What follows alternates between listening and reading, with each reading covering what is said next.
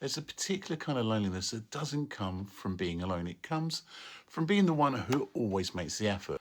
Perhaps you're the one who always sends the first message, the one who checks in, the one who keeps things going.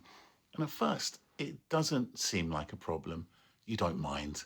But after a while, you start to notice something uncomfortable, that if you didn't reach out, then nothing would ever happen. There'd be no messages, no conversations, no sign that anyone had even thought about you. And that's when it stops feeling like effort and it starts to feel like something completely different. Now, there often comes a moment, sometimes intentional, sometimes born out of exhaustion, where you just stop reaching out, not as a test, not as a game, but just because you just simply don't have that energy anymore. And then comes the silence. There's no messages, no check-ins, no one asking where you've gone. This is one of the most painful confirmations a person can experience. Not necessarily because it proves you don't matter, but because it feels like it does. And in that silence, it's easy for the mind to feel in harsh conclusions. You may think you are never important to them, that you're forgettable, that you care more than anyone cares about yourself. But these conclusions, while they're emotionally convincing, they're not always accurate. They're interpretations shaped by hurt, fatigue, and unmet needs.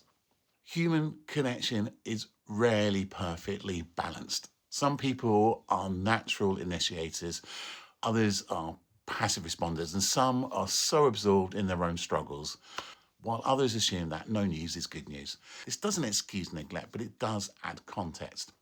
The painful truth is that effort in relationships is not always symmetrical, but chronic one-sidedness is not something you are required to accept. This is a difference between natural imbalance and emotional neglect. And recognizing that difference is where something begins to change. If you find yourself always being the one who reaches out, the answer is not to harden or withdraw completely, nor is it to continue overextending yourself in the hope of being valued, but instead it's about recalibration. A quiet internal shift could be noticing where effort's not returned, or allowing space instead of filling it immediately, or choosing to rest where there is response, not just possibility. This is not about punishing others, it's about respecting your own emotional energy. Real connection has a rhythm, it has a back and forth, a sense that you are met, not just tolerated. And you deserve that, not occasionally, not conditionally, but consistently enough to be secure within it. There is a strength in being someone who reaches out. It speaks of your capacity for care, awareness, and emotional presence.